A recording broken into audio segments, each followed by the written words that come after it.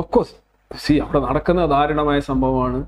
നമുക്ക് എത്രയും പെട്ടെന്ന് അവസാനിക്കേണ്ടതാണ്. കൊളാറ്ററൽ ഡാമേജ് ആണ്. നമ്മളത് പൂർണ്ണമായിട്ട് ഉൾക്കൊള്ളുന്ന ഒരു കാര്യമാണ്.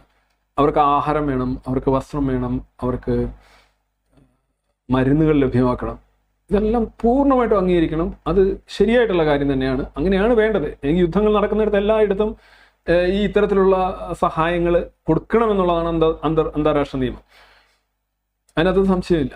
പക്ഷെ ഇവിടെ വരുന്ന ട്രക്കുകളെല്ലാം അടിച്ചുകൊണ്ട് പോവുകയാണ്. ഈ കഴിഞ്ഞ സീസ് ഫയർ തന്നെ നോക്കുക. കഴിഞ്ഞ സീസ് ഫയറിന്റെ തുടക്കത്തിൽ എന്താ സംഭവിച്ചത്?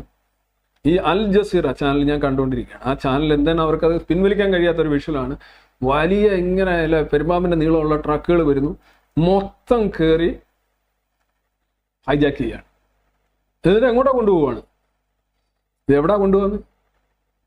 കഴിഞ്ഞ 2 മാസമായിട്ട് ഈ ഗാസയിൽ ഈ ട്രക്കുകൾ വരുന്നില്ല. 500 ട്രക്കുകൾ വേണമെന്നാണ് UN മറ്റു സംഘടനകളൊക്കെ പറഞ്ഞോണ്ടിരിക്കുന്നത്. 0 ട്രക്കുകളാണ് 2 മാസമായിട്ട്. മാർച്ച് 18 ശേഷം 0 ട്രക്കുകളാണ്. എങ്ങനെയാണ് ഇവർ സർവൈവ് ചെയ്തത്? ഒന്നുകിൽ 2 മാസം ഒന്നും കഴിക്കാതെ കഴിഞ്ഞു എന്ന് പറയണം. ഒരിക്കലും അല്ല. ഇന്നലെ 2 ദിവസത്തിന് മുന്നേ അവിടെ നടന്നൊരു പ്രകടനം നിങ്ങൾ കണ്ടു. ആളുകൾ പ്രകടനം നടത്തുക ഗതികേട് കൊണ്ട് നടത്തുന്നതായിരിക്കും. പക്ഷെ അവരെ ആരെയും കണ്ടു കഴിഞ്ഞാൽ ഒരു സോമാലിയൻ ലുക്കോ ഇമേസിയേറ്റഡ് ആയിട്ടുള്ള ഫേസ് ലുക്കോ അങ്ങനെ മാൽന്യൂട്രി അങ്ങനെ ഒരു ജനതയെ അല്ല നമ്മളിപ്പോഴും കാണുന്നത്. ഓഫ്കോഴ്സ് അവർക്ക് ആഹാരം വേണം, അങ്ങനെ ഒരു അവസരം ഉണ്ടാകരുത്, അവർക്ക് വേണ്ടത്ര പോഷകാഹാരങ്ങൾ ലഭിക്കുന്നുണ്ടാവില്ല, ഇതെല്ലാം ശരിയാണ്.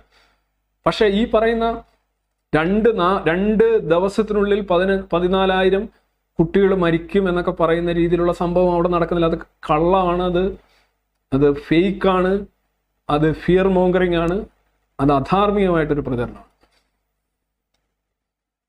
ശരിയാണ്, അവിടെ നീണ്ട ക്യൂകളും കോലാഹലങ്ങളും തമ്മിലടിയും ആഹാരത്തിന് വേണ്ടിയുള്ള വെപ്രാളവും എല്ലാം നമ്മൾ കാണുന്നു. കരള് ദയനീയമായ കാഴ്ചയാണ്. അതെല്ലാം കറക്റ്റാണ്. പക്ഷെ ഈ പറയുന്ന രീതിയിൽ നമ്മൾ